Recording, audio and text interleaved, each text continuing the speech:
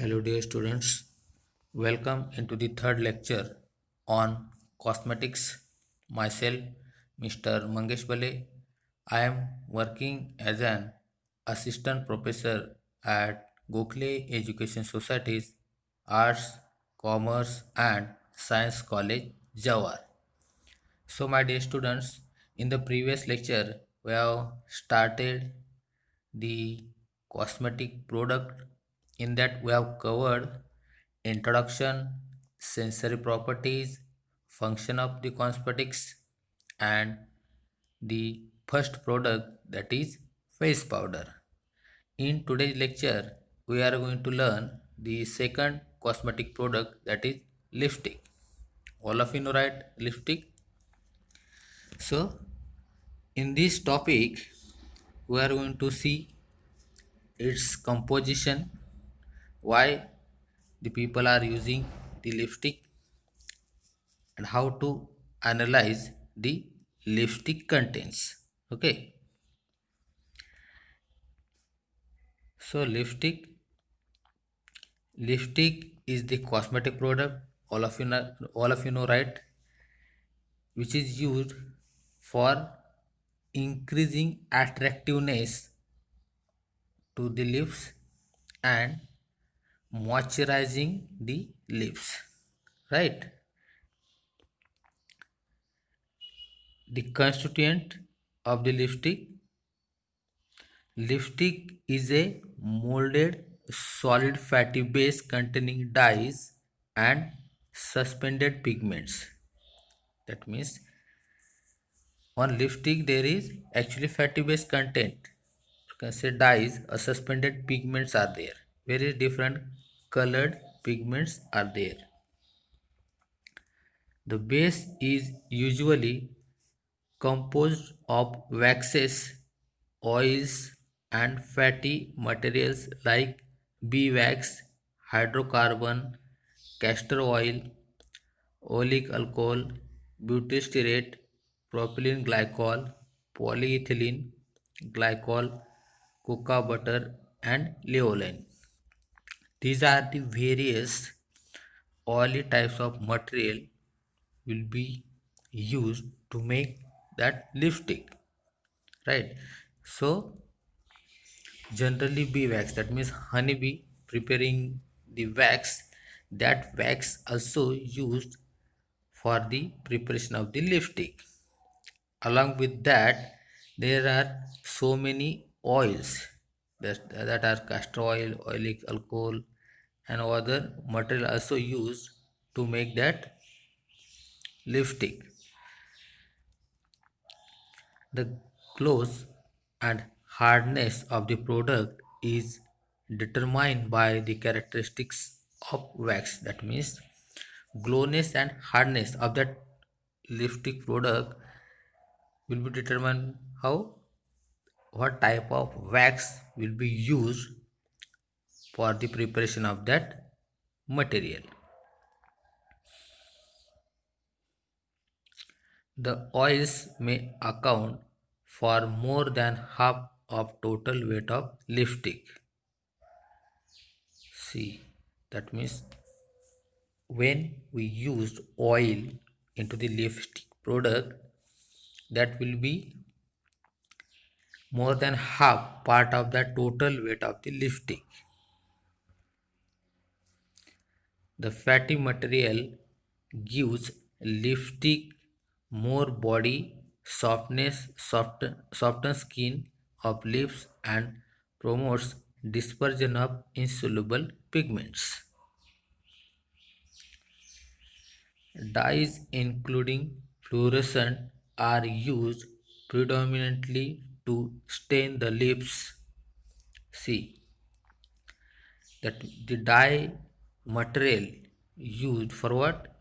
To staining the lips. Legs and other pigments are used for their brightening and covering effects. A typical product may contain 10% legs and only 2 to 3% pure dyes. Now we will see ash analysis. That means Suppose we want to analyze the lipstick contents. Okay, lipstick ash, that means what type of material used for the preparation of the lipstick, that we are going to analyze easily. Into the ash, what we are going to analyze, how we can analyze, what type of method we are going to use, that we are going to see now. See, for that purpose, weigh around 5 gram of the product. That means lipstick we have to weight 5 gram into the flat bottom platinum dish and heat on steam bath under the jet of air for an hour. So ash analysis के लिए हमें क्या करना है, जो भी lipstick है उसको हमको 5 ग्राम वे करके फ्लैट बॉटम प्लैटिनम डिश में लेना है। ठीक है, डिश में लेने के बाद उसको हीट करना है, किसमें, स्टीम बाथ में, under the jet of air for 1 hour के लिए। ठीक है, after that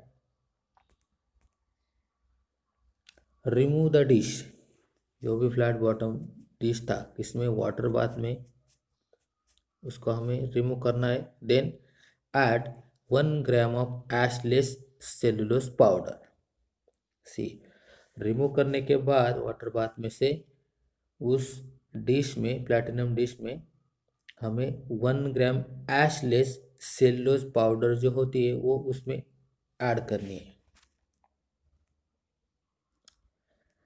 mix with a glass rod, जो पाउडर हमने उसमें मिलाया है उसको प्रॉपरली मिक्स करना है, किससे, ग्लास रॉड से। Scrap the material from the glass rod and add to the dish, जो भी स्टिक हुआ मटेरियल, ग्लास रॉड में चिपका हुआ मटेरियल जो भी है उसको स्क्रैप करके उसको डिश में रखना है और ऐड करना है। ठीक है, then heat the dish under an infrared heating lamp until the sample is charred.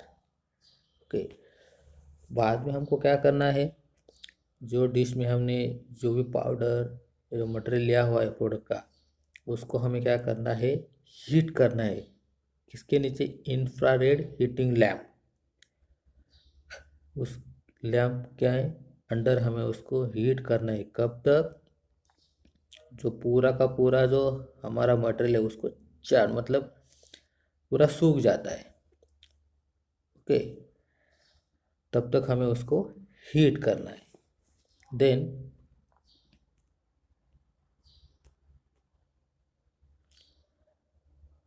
Complete ashing at 600 degree Celsius in a muffle furnace.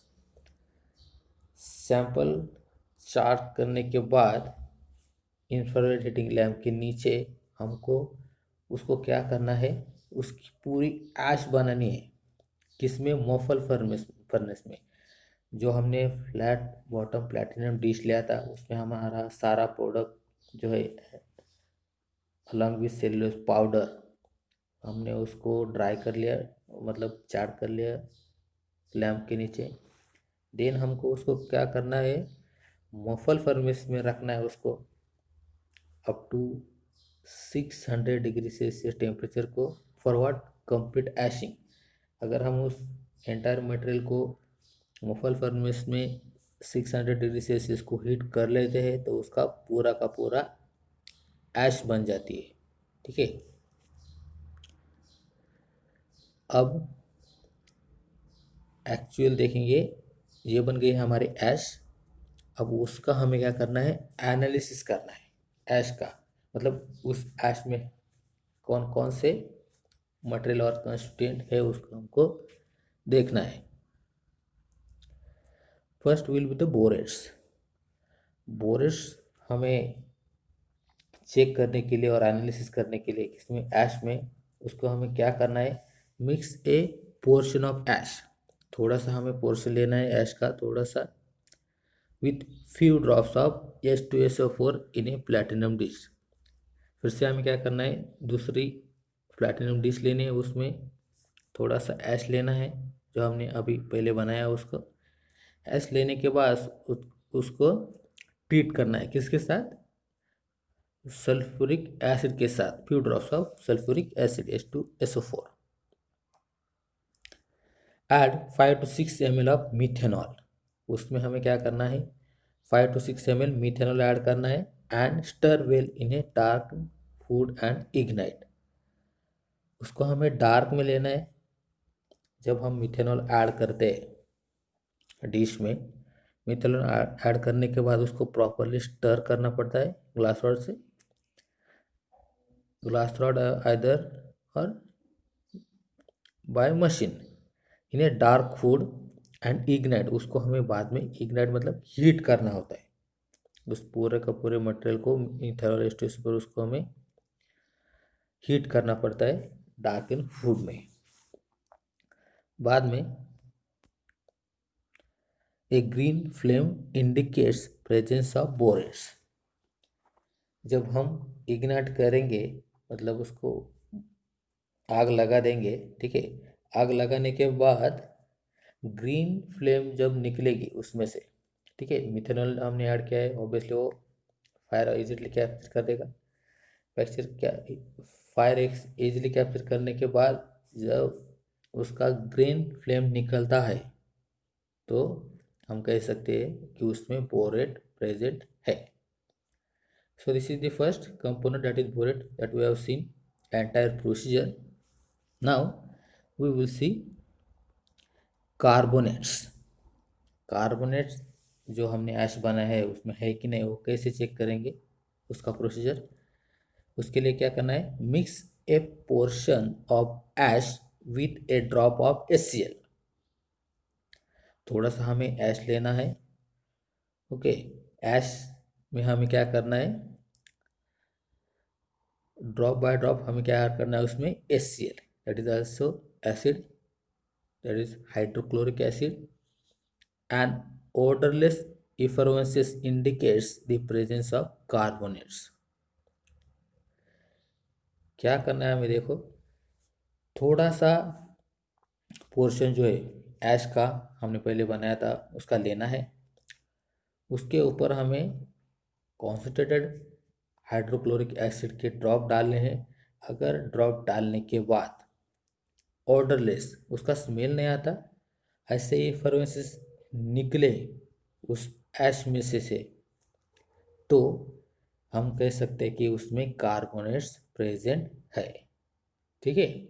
So this is the second component from the analysis of ash. Now we will see third number component, that will be the zinc oxide. Zinc oxide analysis के लिए हमें क्या करना है, ignite the ash in a platinum crucible. हम क्या करना है इसके लिए, प्लैटिनम क्रूसिबल लेना है। प्लैटिनम क्रूसिबल लेने के बाद उसमें हमें क्या करना है, जो ऐश हमने प्रिपेयर किया है पहले पहले पार्ट में, उस ऐश को थोड़ा सा लेना है और उसको इग्नाइट करना है, हीट करना है, ठीक है। हीट करने के बाद the appearance of a yellow color that fades on cooling indicates the possible presence of zinc oxide।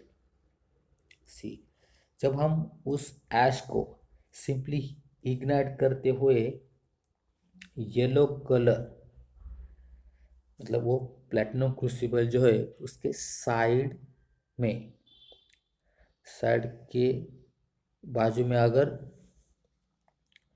Yellow colour दिखता है उस डिश को, तो हम कह सकते हैं कि उसमें जिंक ऑक्साइड प्रेजेंट है, okay. Now the last component will be the, sorry, then dissolve zinc oxide in acid and precipitate as zinc sulfate for chloride। उसको हम जब डिजोल्व करेंगे उस एंटायर मटेरियल को, इसमें डिजोल्व करने के बाद जब प्रेसिपिटेट निकलेगा, प्रेसिपिटेट निकलने के बाद zinc sulphate we can use for chloride. That means zinc chloride will be obtained. Last one will be the water soluble salts. For that, dissolve the remainder of ash in water. Ash को हमें क्या करना है, water में dissolve करना है. Filter of any insoluble material and test the aliquots of filtrate for chlorides with silver nitrate, for the sulfate with barium chloride, and for phosphate with ammonium molybdate. See water soluble salt जो भी है उसको detect करने के लिए क्यों और analysis करने के लिए हमें क्या करना है, ऐश को क्या करना है, हमें वाटर में डिजोल्व करना है. डिजोल्व करने के बाद जो भी इंसोल्यूबल मटेरियल होगा वो हमें फिल्टर आउट करना है. जो भी फिल्ट्रेट है उस फिल्ट्रेट को हमें ट्रीट करना है किसके साथ, सिल्वर नाइट्रेट के साथ. अगर क्लोराइड्स वगैरह उसमें होके तो वो सिल्वर नाइट्रेट के साथ उसका प्रेसिपिटेट बन जाएगा. ओके. और barium chloride and for phosphate के लिए हमें क्या करना है, अमोनियम मॉलिब्डेट यूज करना है. For what, detecting the phosphate ion. ठीक है. So this is about the lipstick. Here we have covered the second product, that is lipstick. Into the next lecture we are going to start the deodorant and antiperspirants. Thank you.